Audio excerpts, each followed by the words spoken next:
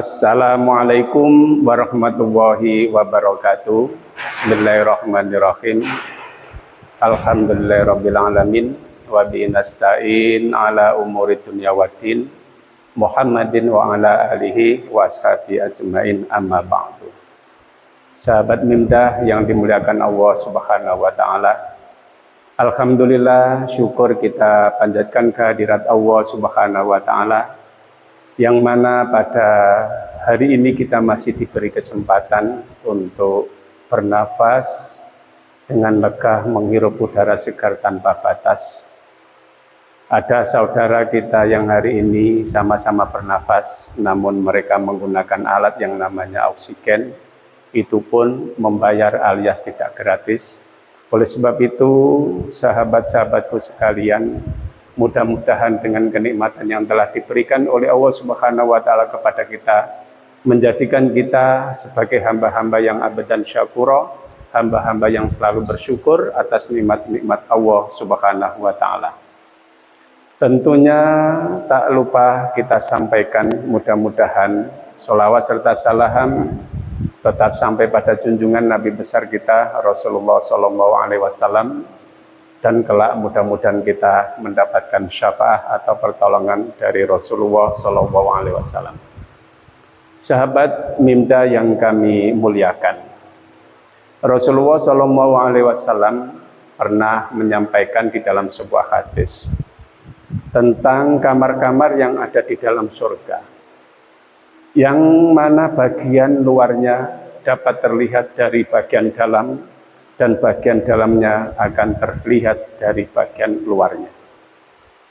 Maka dari itu kemudian diperuntukkan untuk siapa? Maka Rasulullah SAW bersabda di dalam sebuah hadis, Inna fil jannati ghurafan tudaduhuruha min butuniha wa butunuha min duhuriha faqama a'rabiyun faqala liman hiya ya Rasulullah.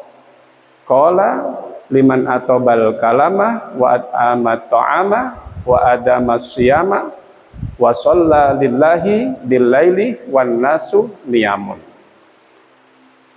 Sahabat Mimdah yang dimuliakan Allah Subhanahu wa taala, bahwa sesungguhnya di dalam surga itu nanti akan terdapat kamar-kamar, di mana kamar itu yang bagian luarnya dapat terlihat dari bagian dalam, dan bagian dalamnya itu akan terlihat pula dari bagian luarnya.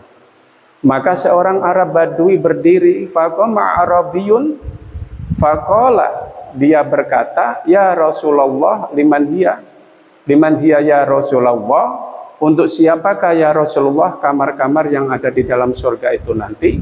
Maka Rasulullah SAW bersabda, yang pertama, bahwa kamar-kamar itu nanti diperuntukkan bagi orang liman atau bal kalama, yaitu orang yang selalu berkata benar. Sahabat Mimdah yang dimuliakan Allah Subhanahu wa taala, orang yang berkata benar, orang yang berkata jujur, orang yang tidak bohong, bahkan berbicara tidak menyakiti hati orang lain, berbicara tidak menyinggung perasaan orang lain, ini akan mendapatkan kesempatan kamar yang ada di dalam surga. Sebagaimana Allah Subhanahu wa taala berfirman di dalam surat Al-Ahzab yang berbunyi, ya ayyuhalladzina amanu taqullaha wa qulu qaulan sadida yuslih lakum a'malakum wa yaghfir lakum dzunubakum wa may yuti'allaha wa rasulahu faqad faza fauzan 'azima. Wahai orang-orang yang beriman, kata Allah, bertakwalah kamu kepadaku atau kepada Allah Subhanahu wa taala, dan berkatalah dengan perkataan yang benar. Kemudian jaminan apa orang yang berkata dengan perkataan yang benar? Maka Allah yuslih lakum a'malakum. Yang pertama, Allah akan memperbaiki perbuatanmu. Yang kedua, wa yaghfir lakum dzunubakum, dan Allah Subhanahu wa taala akan mengampuni dosa-dosa kamu. Dan yang ketiga, barang siapa yang taat kepada Allah dan Rasulnya, maka mereka itu adalah termasuk orang yang mendapat keberuntungan yang amat besar.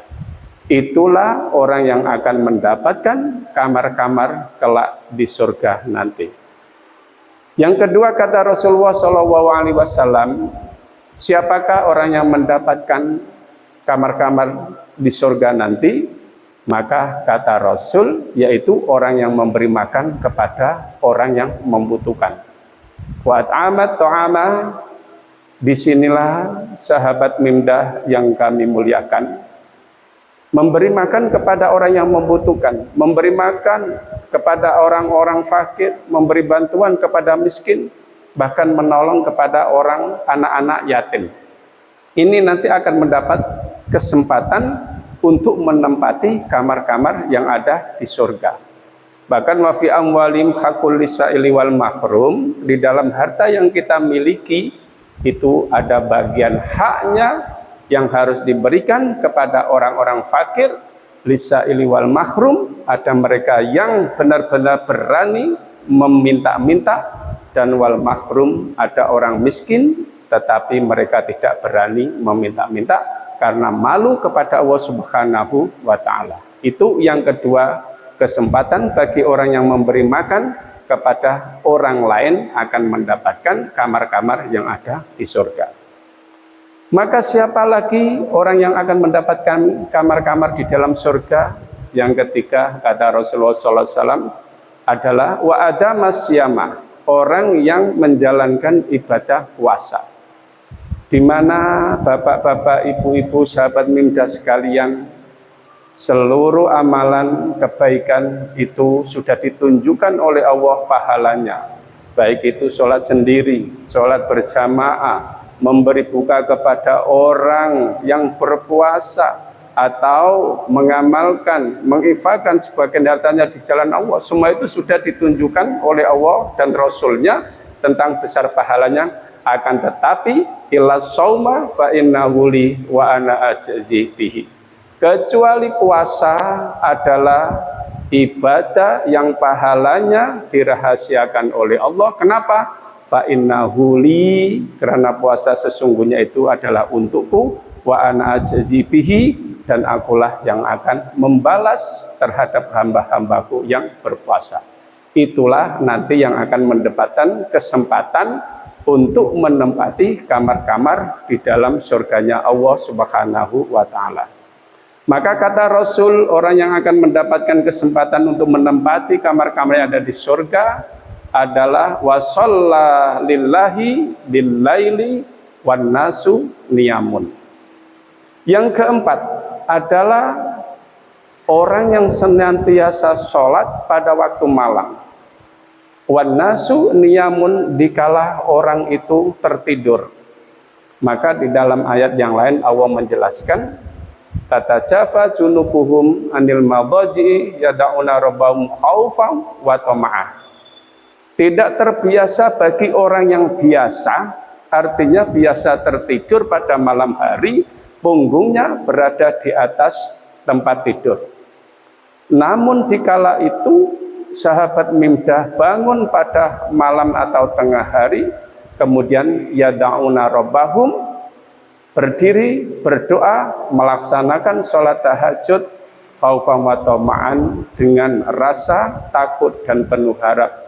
Maka itulah orang yang akan mendapatkan kesempatan untuk menempati kamar-kamar yang ada di dalam surga. Sahabat Mimdah yang dimuliakan Allah Subhanahu wa Ta'ala, demikian sedikit, mudah-mudahan dapat memberikan manfaat bagi diri kami dan bagi sahabat-sahabatku sekalian, tentunya dengan harapan mudah-mudahan di bulan puasa ini kita selalu diberi umur panjang Allah Subhanahu wa Ta'ala, diberi kesehatan sehingga kita dapat melaksanakan ibadah puasa dengan sempurna dan ikhlas, dan akan mendapatkan pahala sebagaimana yang telah dijanjikan oleh Allah Subhanahu wa Ta'ala. Demikian akhirul kalam. Wassalamualaikum warahmatullahi wabarakatuh.